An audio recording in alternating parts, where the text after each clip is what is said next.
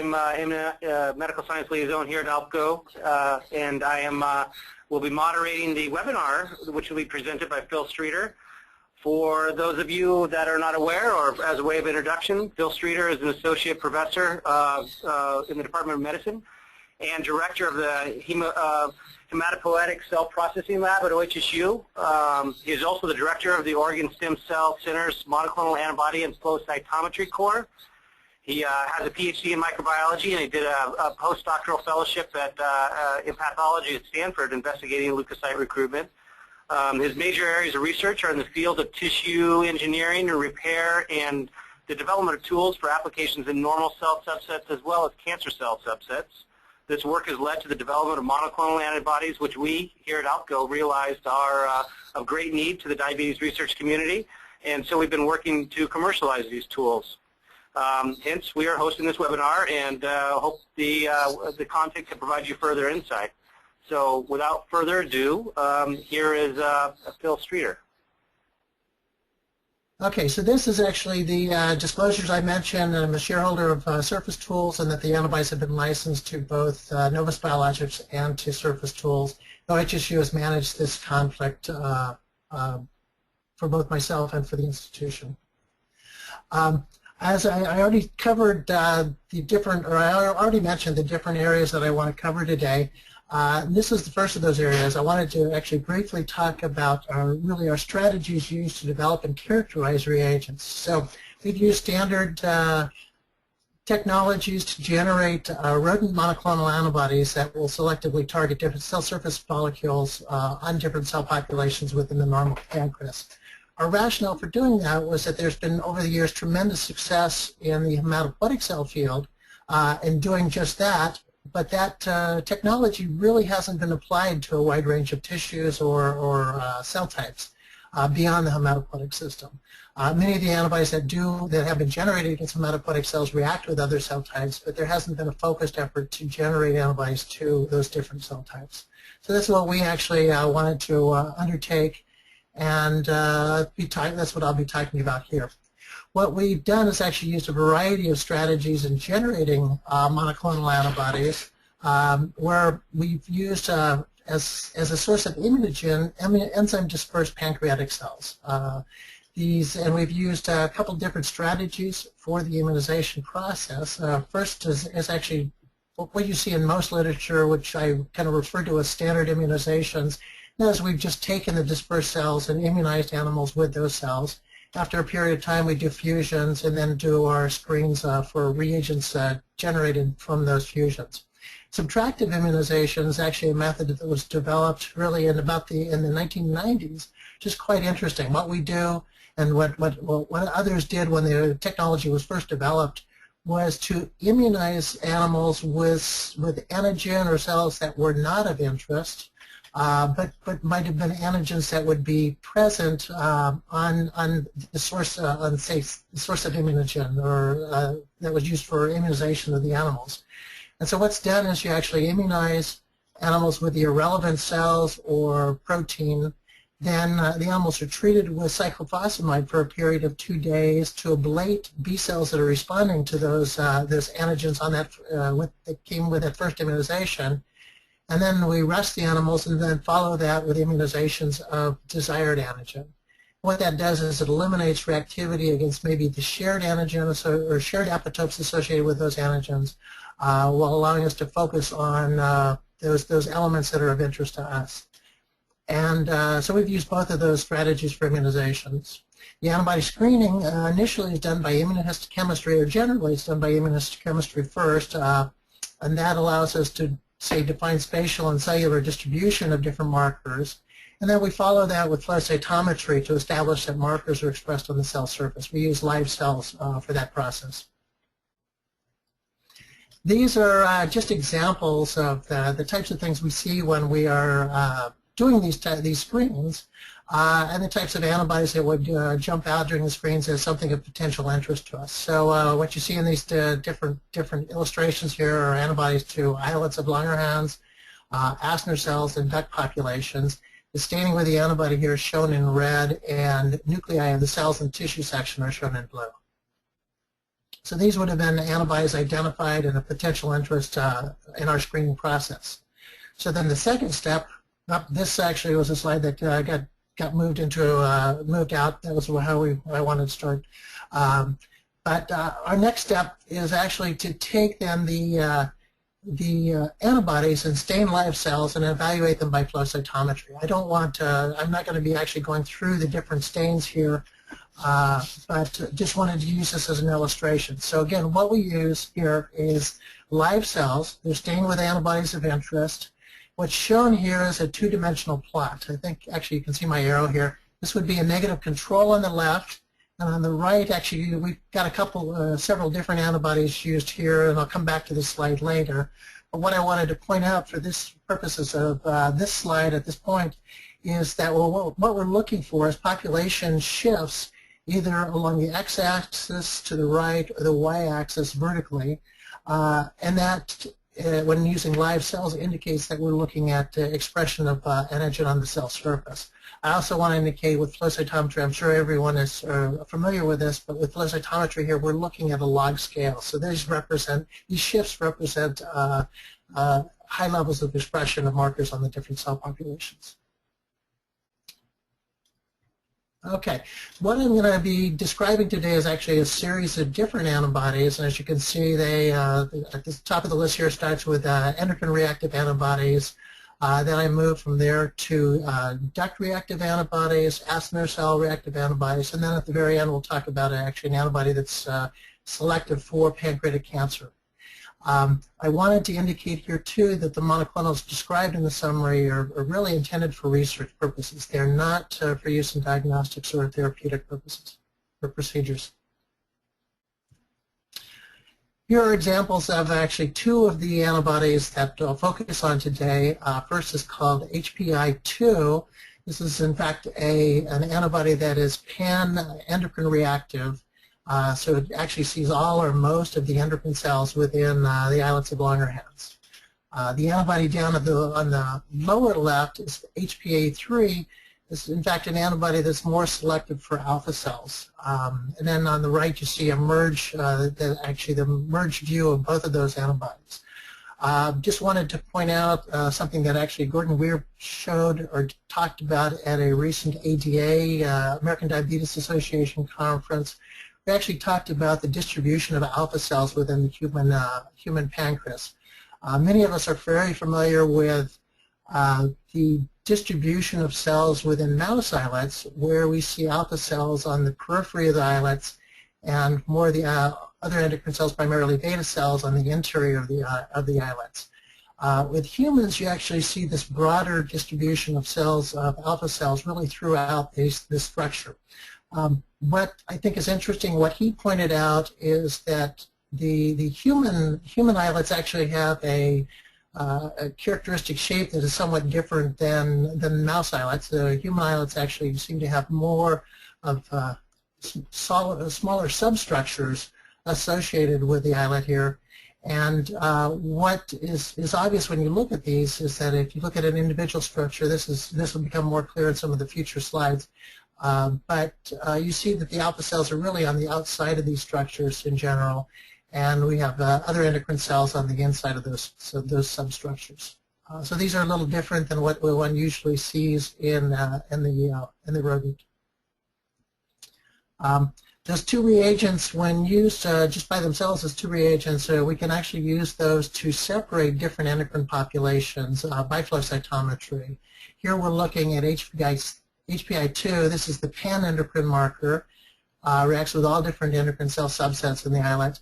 And then here's the HPA-3, that's the alpha cell or selective reagent. And what you see when you look at this in two dimensions is that we see that the alpha cells, for example, are positive for both of those markers. If you look at the beta cells within the islets, they're positive for just the one marker, maybe have very low levels of expression of the second marker. So by using these two different reagents, again, these endocrine cells can be separated by flow cytometry. One of the things I wanted to point out also with this flow assessment of these cells is that the beta cells in general of a little more autofluorescence associated with them, where they actually show them a little more strongly with in the side scatter profile, and looking at these populations. So if you are doing assessments of endocrine cells, just a recommendation: don't gate out the cells with higher side scatter when you're doing this, the analysis or cell sorting with these populations. The other thing I wanted to mention is different populations have been validated a variety of different ways.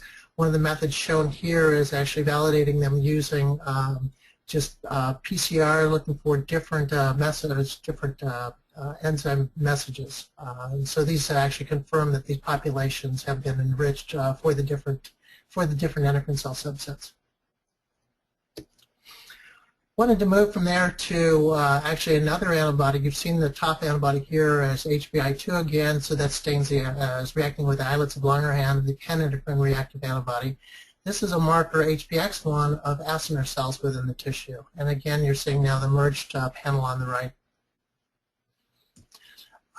Another set of antibodies are actually reacting with duct populations. We have HPD3, which really appears to react with all or most of the duct cells within the pancreas. You have smaller ducts as well as larger ducts that are stained with that reagent. I believe, although we haven't confirmed this, that these ducts correspond to the intralobular ducts and then the interlobular ducts within the pancreas. Second antibody actually is just reacting with primarily reacting with the larger ducts within the pancreas. That is HPD1. Again, you see on the right the merged image here. I think I hadn't mentioned at this point, and I should apologize for doing this, is that Craig Durrell in the lab is actually responsible for the characterization of these antibodies. And here he has actually used flow cytometry and a unique strategy to isolate 3 different subsets or populations of cells. On the left, you can see, in fact, the negative control here. On the right, what he's done is he's actually combined 3 different antibodies and is using 2 colors to separate this, actually, in fact, 3 different populations of cells. So I'll start by describing a couple of the things that he's done here. Is one that he's now using HPD3. HPD3 is the antibody that is pan-duct reactive. And HPD3 is actually showing the populations here on the right, reacting with the populations here on the right. And those are detected using an anti-mouse IgM. HPD3 is an IgM antibody. On the vertical axis, what he's done is he's actually used a combination of 2 different antibodies.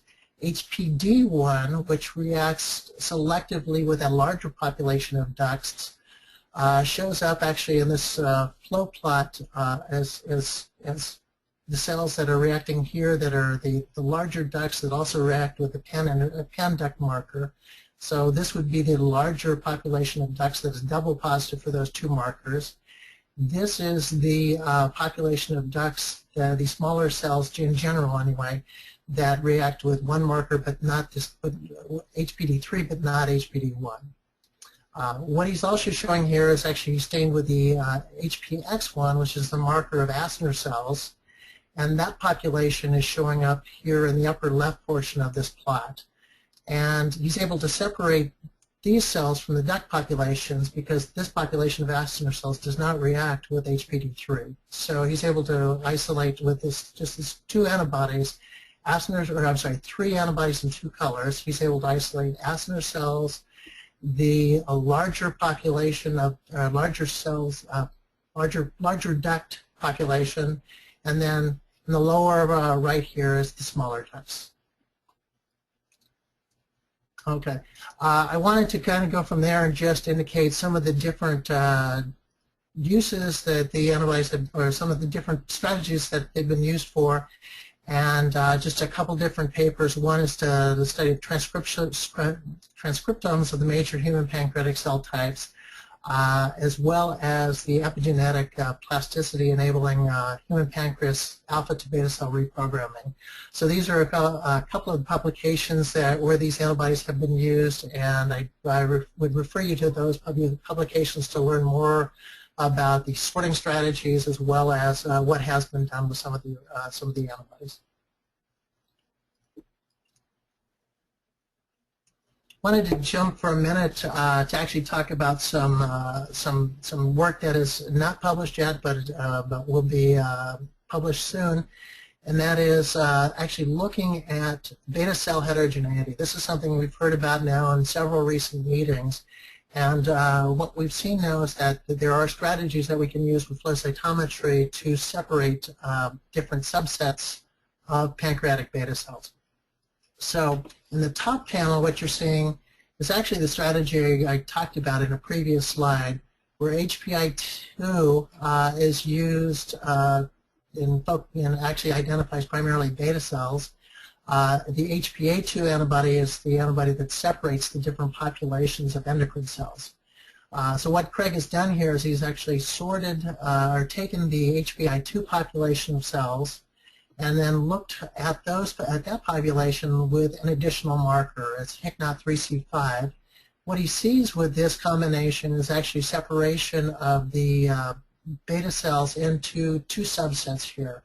A predominant subset that's negative for HICNOT3C5, and then a smaller subset that's positive for that marker. He's then also actually identified that the antigen CD9 is expressed on some of the endocrines, on the beta cell populations. Actually, a subset here. Using a very similar strategy, showing now that when looking at CD9 expression, predominantly these cells are negatives for CD9, but there is a subset of cells that are positive for that marker. When used in combination, he's been able to show that there are, in fact, 4 populations of pancreatic beta cells that it can be separated with these different reagents. And so now what he's done with these at this point is to look at them further. He's looking at purity at this and on this slide, and it shows that he can actually enrich to really high degrees of purity for all of the different populations. In looking at a variety of donors, he's showing that they have very similar profiles. I think you can see that this particular donor on the lower left is a little different. It's not clear why that donor was different, but we do see, again, 4 populations of beta cells from that can be separated using the strategy.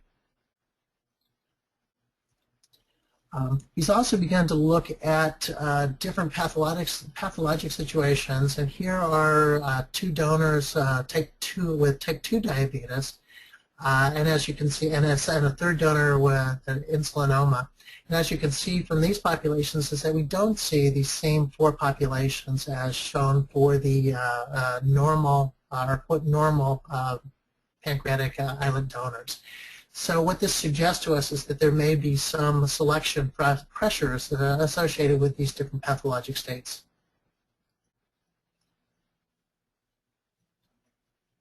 So one of the other things Craig has done with these is actually to start looking at the function of the different beta cell subsets, and here is some data showing just the basal insulin secretion associated with those 4 subtypes. And this is very, very preliminary data, but it suggests strongly to us that there are going to be some differences between the functionality of these different cell types.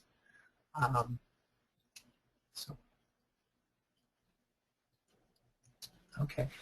I wanted to move from there and actually begin to talk a little bit about maybe some additional applications for using these types of reagents. First is a non-invasive endocrine cell imaging. So Dr. Gordon Liu at the University of Massachusetts has actually used the antibodies using a pre-targeting strategy. And what he's done there is he's used a antibody tagged with a morpholino oligomer. That's what he refers to as an MORF is the abbreviation for that. So he actually has used that where he's injected animals with that labeled antibody and then waited a period of time and then looked at, or then followed that with injection of complementary morpholino oligomers that are tagged with a radioisotope, and he can actually locate that radioisotope in association with human cells. In this case, he's used a human beta cell line in an animal model and showed that he can image the cells with those reagents. Where we want to go in our lab is actually more also to a targeting strategy. And what we're proposing, or what we see is the potential for use in targeting is, for example, to alter the biology to prevent beta cell apoptosis, to promote beta cell regeneration or replacement, and maybe to alter the beta cells in a manner to reduce immunogenicity. So maybe to eliminate co-stimulatory molecules from the surface of beta cells. For our work at least, to begin to try to selectively target beta cells, we had two distinct reagents. One that I've talked about is HPI2 that reacts with all endocrine cells. Again, you can separate the beta cells here from primarily alpha cells with this strategy with the HPI2 versus HPI3. But I also wanted to mention another antibody. It's HPI1. Which also actually separates nicely the beta cells from alpha cells. But what I wanted to emphasize here is that HPI1 actually looks like it's a little more beta cell selective. And you can see that where the signal, the shift of the cells vertically is greater for the beta cell population than it is for the alpha cell population. A caution here is that the cell surface expression of this molecule is not as high as it is with HPI2, and so the signal is usually a little lower here for HPI1 than it is for HPI2. In this particular example, it's a little lower than we routinely see, but I think it's important to point out that you will see some variation with different donors of islets and different preparations of islets if you're actually doing flow cytometric analysis of these, because we're treating them with enzymes, and depending on that, again, the donor and the enzyme dissociation, you might see say a loss of some of the cell surface molecules on these cells. But in general, I did want to emphasize that this is HPI1 is expressed at slightly lower levels than HPI2. We're focusing now on this particular agent, as I mentioned, because we want to actually move toward beta cell targeting in our laboratory. So some work now that I actually want to move to performed by Abby Buenafé is actually now to take some of the antibodies, this particular antibody and as well as others, and to re-engineer them to create fragment variable antibodies, so single chain fragment variable antibodies, as well as humanized IgG. And so what I mean by single chain fragment variable antibody, this would be the Fab fragments. Whoops.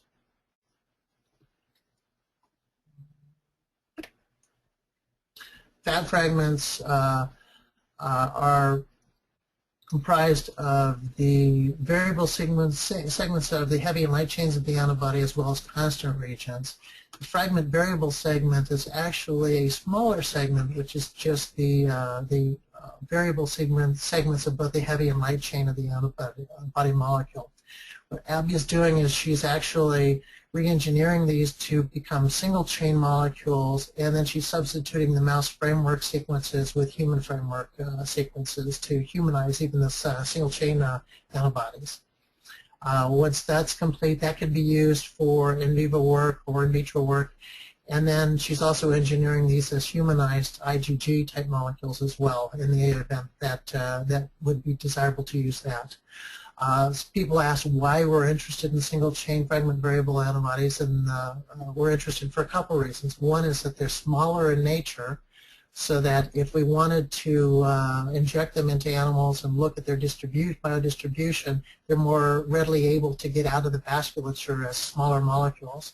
And for example, imaging applications, it may be advantageous to have these smaller molecules because they are actually not as stable as intact immunoglobulin. And so having a shorter biological half-life, it may be actually desirable in that sense. So Abby Buenafé is working on this, and she's also been working on our animal models to actually investigate imaging and targeting in vivo. This is actually the strategy we're using currently to do that, and that is we're transplanting human islets into NUDS skin gamma null mice. And we've actually investigated this using 2 different sites within the animals. One is actually transplanting these islets under the kidney capsule, and more recently we've actually moved to transplanting them into the anterior chamber of the eye. We've actually had good success with both sites, but one of the things we and actually others have found previously is that by transplanting into the anterior chamber of the eye, we seem to be able to see successful transplants with fewer islets.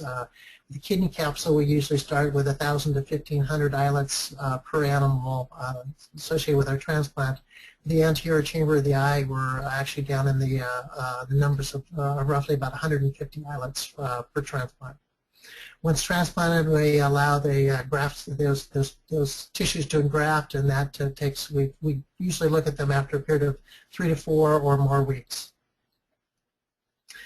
Here's an example of some of the islets that have been transplanted under the kidney capsule. What we're illustrating here is actually staining with HPI2 as well as HPA3 again. Again, the antibodies that give us the top left is the PEN endocrine antibody.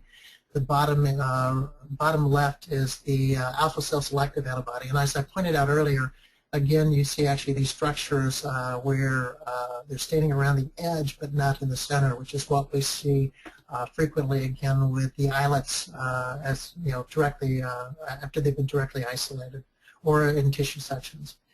And here's the merged image here. So again, following transplantation, these cell types are retained within the animals. Here's an example of glucagon versus C-peptide expression. And again, we have both types of cells present, both alpha cells and beta cells present in these islets after engraftment. This is an example of how when we first started looking at imaging or targeting in vivo, we've now, in this situation, injected antibodies into the animals. So here we're looking at an anti-human CD31 antibody that's on the left, anti-human CD31 antibody that's been injected into animals. And this antibody, as I'm sure most of you know, marks human endothelial cells. And so this allowed us to confirm that the human endothelial cells were still present within the islets.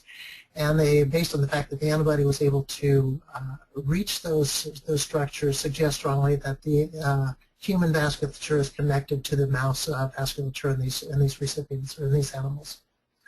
On the right, this is a different islet.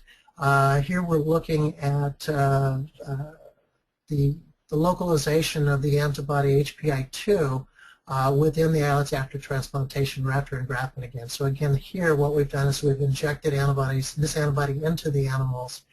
What we did for the analysis for both of these tissues is actually to remove the graft from the animals, cut sections of those tissues, and then actually stain those with secondary antibodies so we could detect the antibodies that had localized in vivo. So from an imaging standpoint, what this does is it actually confirms that these antibodies reach these sites, but it is not a non-invasive type of strategy for imaging. But it did confirm to us that they were able to access the sites, suggesting that, again, the antibodies are able to leave the vasculature, perhaps through the fenestrations, and reach the target cells within those tissues. This is actually an example of what we've now started doing with the transplants to the anterior chamber of the eye, and what you're seeing is actually the same islets here in all the panels.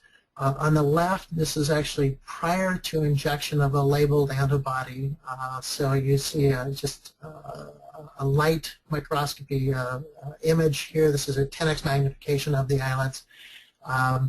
So the yellow arrow actually indicates the islet. Blue arrow is the eyelid associated of that animal. And when looked at under the channel, it'll allow us to detect, say, fluorescein or Alexa 488. You're seeing autofluorescence on the left. The eyelid actually autofluoresces a little bit more than the islet. And on the right, you're looking now after that same animal, same islet, has received an injection of HPI-1 labeled with Alexa 488. So now we're actually able to visualize the entire islet and the animal without actually removing it, and demonstrate here that we do have localization of that antibody. So actually, when I introduced the slides earlier, I indicated that I wanted to actually talk about how we're starting to use some of these reagents to look at progenitor populations and the pancreas as well. These are the two antibodies that are used to look at duct populations again, HPD1, which reacts with the larger ducts, HPD3 that reacts with both the smaller ducts as well as the large ducts. And what I'm showing here is actually some additional data from Craig looking at the two populations of duct cells. So he's able to sort those populations. In the lower left, you're seeing a negative control. And what he's now doing with those populations is setting up organoid types of cultures. He's found, in fact, that there's different progenitor activity seemingly in those two populations. If you look at the single positive population, or this is the population that is really reflected mostly with the smaller ducts, you see that there's actually a robust development or generation of organoids from those cells. If you look now at the double positive cells, this is representative of the larger ducts from that tissue. You see that the organoid formation ability there is much less robust. And what I wanted to mention is that the strategy used for culturing these is actually very similar to that which was used by Hans Clevers, and this will be published soon as well. Okay, wanted to jump from there to, again, what I'm trying to show now is some additional uses for some of the different markers. On the left, you're actually seeing a section stained with the antibody to one of the, actually the duct population. This is HPD1, or HPD3, I'm sorry, where this is the antibody that reacts with all duct populations, or both the small and large duct populations within the pancreas. On the right, what you see is actually the same antibody used to stain pancreatic adenocarcinoma. So what's important to note here is this antibody not only reacts with normal ducts, but also with pancreatic cancer cells. And then finally, as actually another antibody in the list that I showed earlier, it's HPC2 1B3. This is an antibody that was found to react with pancreatic adenocarcinoma, does not react with normal pancreas or with inflamed pancreas in the setting of pancreatitis. We actually have a couple of publications related to this antibody. What I wanted to summarize here is that, again, it does not stain normal pancreas or chronic pancreatitis. It does stain invasive adenocarcinoma. What I want to point out with this slide is that, one, it also stains intraductal papillary mucinous neoplasms, so earlier cancer. So this is actually an important marker for that type of determination. And then the other thing is we've seen that it does not always stain our poorly differentiated adenocarcinomas.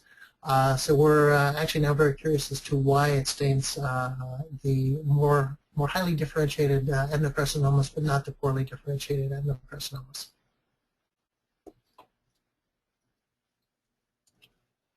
Okay, so that's actually most of the data I wanted to share today.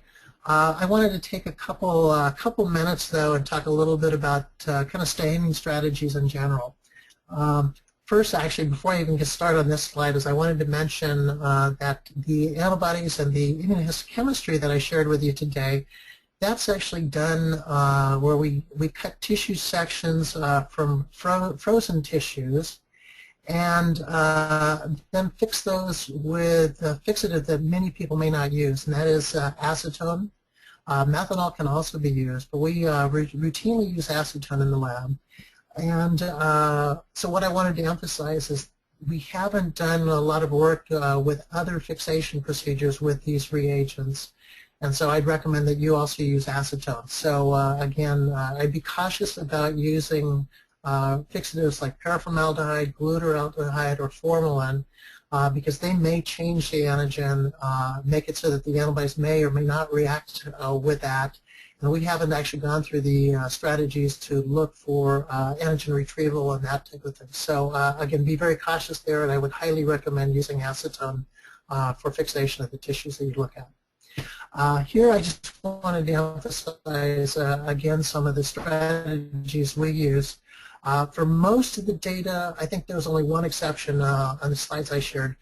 For most of the data that I showed today, we've actually used multiple stage staining procedures. And the reason for that I want to illustrate here is now on the left you see, say, a cell labeled say with a directly conjugated antibody. And let's just make the assumption that each antibody you can bind one fluorophore to that antibody. So on the right, you actually see what happens when you're looking at, say, an unconjugated antibody and then use of a secondary antibody that might see multiple epitopes on that primary antibody. So what becomes very important is you get a tremendous amount of amplification when you can use two-stage staining strategies.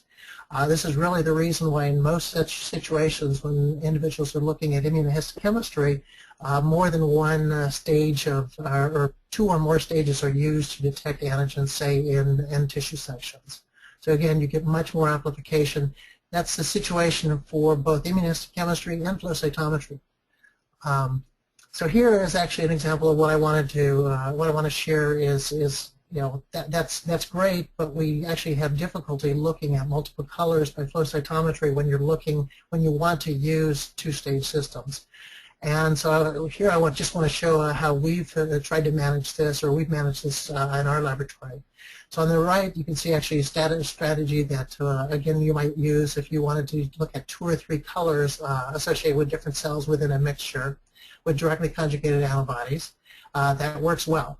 If you use unconjugated antibody, what we've done, or what I shared with you today, was actually some of the antibodies are IgG antibodies, some are IgM antibodies, and we've detected those antibodies using secondaries specific for those 2 different types. And again, you get tremendous amplification. I should mention here IgMs are actually pentamers of the IgG-like molecules. I haven't illustrated that here, but hopefully you'll see the point as far as the amplification that you get with that multi-stage system. One of the limitations here is we can't do that if you want to look at many colors, and so that's why there's nothing present on the blue antigen on the cell surface. And the way I wanted to go from there to say how would we have looked at this in our laboratory, and one easy way to do it, it actually takes a couple different stages of staining, is actually to block the secondary antibodies that is associated with the cell. One thing that's really important to note here is that with antibodies, if they're multivalent, you might be binding or might be blocking essentially one of those binding sites on the antibody, but you may actually have antibody binding sites on the antibody that are still available, on the secondary antibody, that are still available. And they could actually act or function as capture antibodies if you then go back and add an additional antibody to that mixture. So what we routinely do here is block that secondary antibody, for example, with mouse serum here, and then come in with a directly conjugated antibody. That's actually what we did with one of the slides I shared earlier. Come in with a directly conjugated antibody, or you could come in, say, for example, with a biatenylated antibody or something like that, and then actually get additional amplification with that as well by using streptavidin with a different fluorophore. So anyway, this is how we try to do this. This is the example of what you would achieve if you didn't block with a normal mouse serum, and if there were additional binding sites available still, again, with these antibodies. Again, actually, this is what would happen with the block, where you actually are covering those up. Then you come in with a directly conjugated antibody, and it would not be bound by either of these antibodies here. This would be, say, an IgG or an IgM. If you didn't block that, you actually might see if you're treating with an IgG here, you would actually have the potential of having your IgG bound to the secondary antibody here, and then by flow cytometry, you'd actually end up with both of those populations as being positive whereas when the block present, you might actually end up with just what you're targeting here. So this would be specific binding in this situation, and then some inappropriate binding in this particular situation. So anyway, I hope that's clear, and that's actually the strategy we use for a lot of these types of stains. The direct conjugates will work as well, but they're not necessarily as bright, again, because of the amplification you can get with multi-stages. So at this point, I just wanted to actually recognize the individuals involved in the effort here. It really has been a significant effort. I've actually identified Craig as doing actually most of the characterization work with these antibodies, and then Abby with the humanization efforts and actually a lot of the animal modeling work that we've initiated. Chris' group down here is actually a group from our pathology department who have helped with the characterization of the human cancer cell and human cancer, and reagents in general have been developed and characterized in our group. We have a large number of people that are very good at generating monoclonal antibodies and performing flow cytometry on this with this reagent. So I guess I'd like to stop there. Fabulous, Dr. Streeter. Thank you very much for a very good presentation and overcoming logistical hurries, technical difficulties in the beginning. Do you mind forwarding on the slide deck one slide right now? Oh, sure.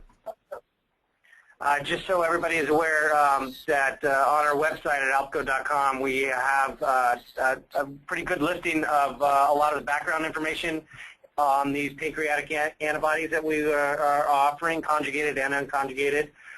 There's a listing of the antibodies that we do have for the anti-human and anti-mouse. There's suggested protocols and hints on protocols and how to apply them with different applications. And then a listing of references citing these antibodies, which I think is pretty important to be able to identify how they've been used so far as you're creating your own application for how you want to use these antibodies. We will also have a recording of this webinar. We will be able to link it on the website. So here's a URL for that website, but that'd be directly off the homepage. Next slide, please, Dr. Streeter. And as you all know, that this is a listing of, on the left-hand side is a listing of the antibodies that Dr. Streeter presented here today by the antibody name and the clone name. And then on that website, it identifies which conjugates, direct conjugates, we do offer.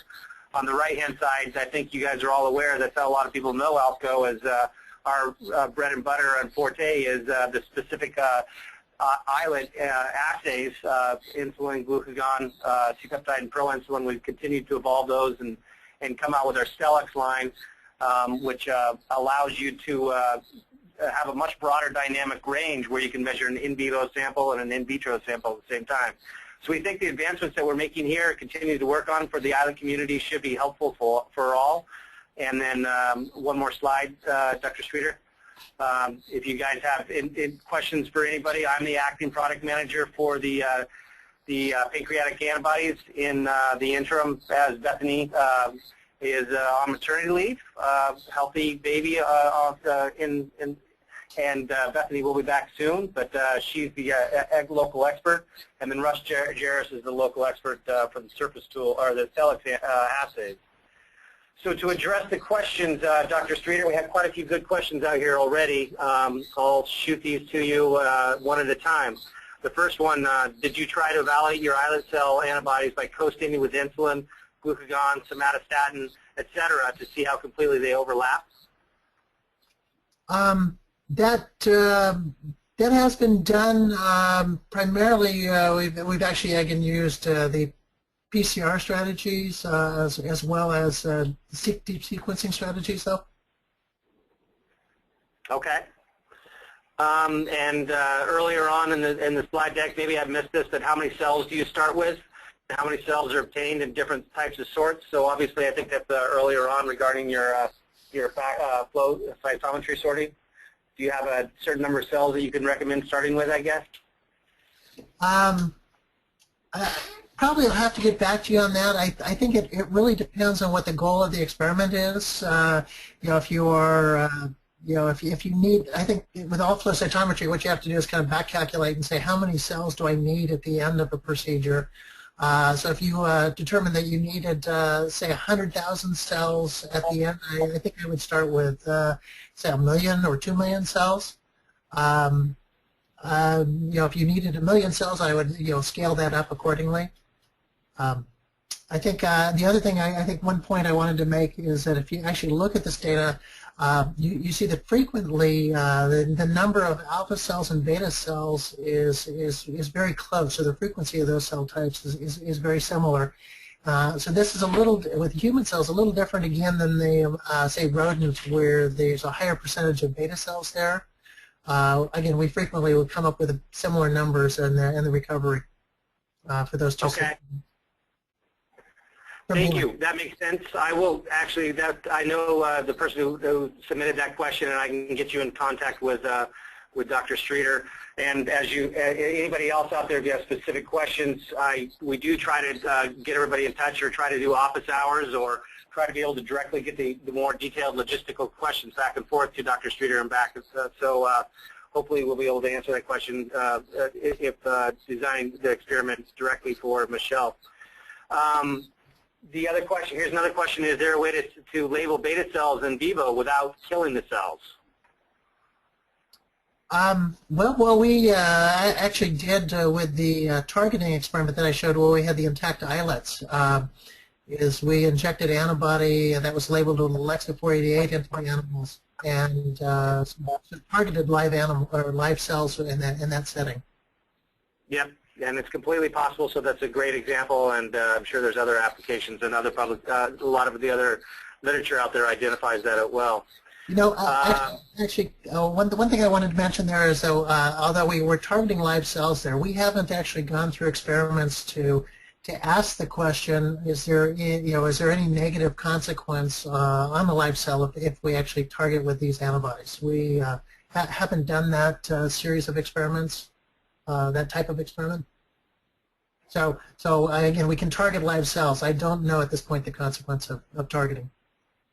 That makes perfect sense. Another question is, the islets recognizing the antibodies don't bind to extracellular pancreas. However, do they bind to other structures, especially neural tissues? We haven't not done extensive surveys of other tissues. I think that's a really important question, and I think it's likely that we will see reactivity with some of these reagents in other tissues. The endocrine cells, again, or the endocrine reactive antibodies, I think reactivity with neural cells would be quite possible. I should mention also that the antibodies to duct populations, those antibodies do cross-react with ducts in other tissues, particularly, say, the liver. And so I think they'll be useful for individuals studying actually duct cells in an array of different tissues. And as I mentioned too, is they also react with cancer populations. We haven't done an extensive survey of different cancers with the antibodies, but I envision that they will react with a variety of cancers as well. Perfect. Thanks for the talk. I was wondering, are any of these antibodies known to interact with surface molecules from microvascular exosomes secreted from the endocrine cell types? We have not investigated that. As far as any secretions from those cells. Trying to think. So no, we don't have data on that. Okay. Please comment on the nature of the HICO3C5 and the CD9 antigens that you mentioned in connection with the beta cells.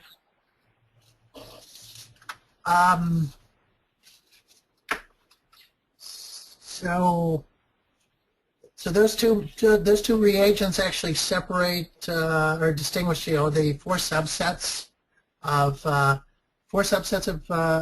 beta cells, and we're actually in the process of identifying the antigens associated with these different antibodies, and don't have the identification of that particular marker at this time for the HICNOT3C5. And CD9 is actually a known marker. Again, that's an antibody that was generated years ago to hematopoietic cells, and so that actually is in the literature.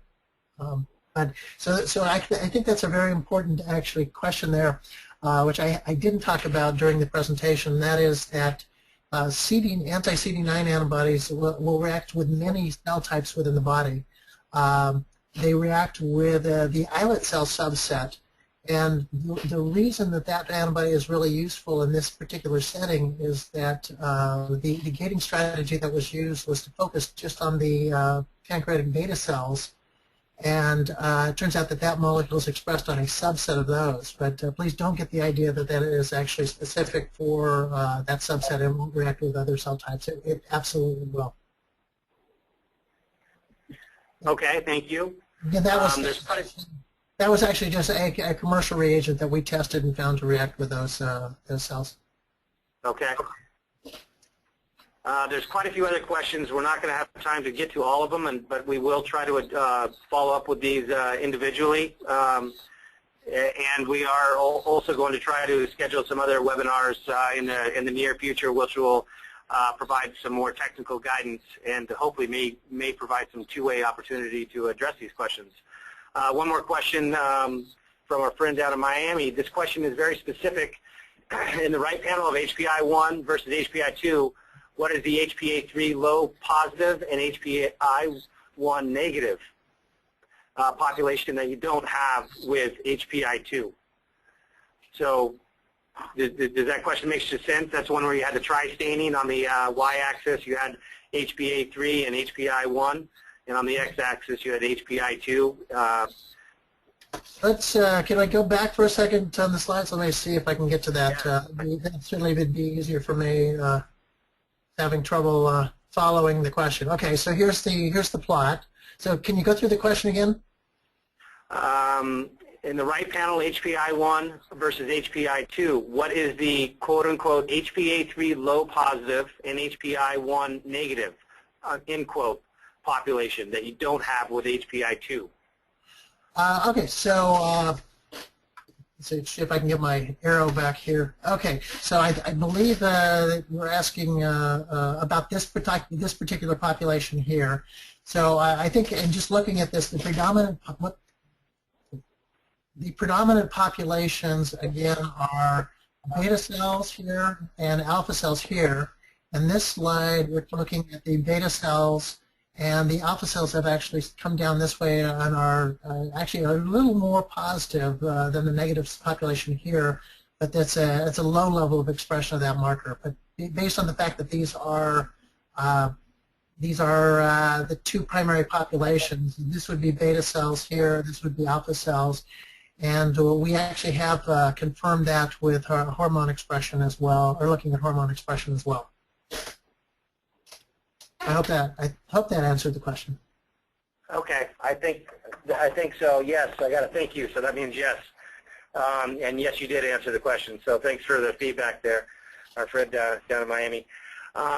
Anyways, if there's any other follow-ups, please feel free to contact myself, and I can expand the dialogue if you'd like, and be able to address the questions, and hopefully try to have a good dialogue with Dr. Streeter to work out some details that may work best for you. We do have all these antibodies in-house, conjugated and unconjugated, and we have a lot of them in samples. So if anybody is interested in evaluations prior to moving forward with the protocol, definitely please get a hold of me. So once again, Dr. Streeter, thank you very much for your time and your insight here. I think it was a very good presentation, and we look forward to continuing to offer these resources as things move forward. So everybody, I appreciate you signing up and joining us, and have a fabulous afternoon. Thank you very much.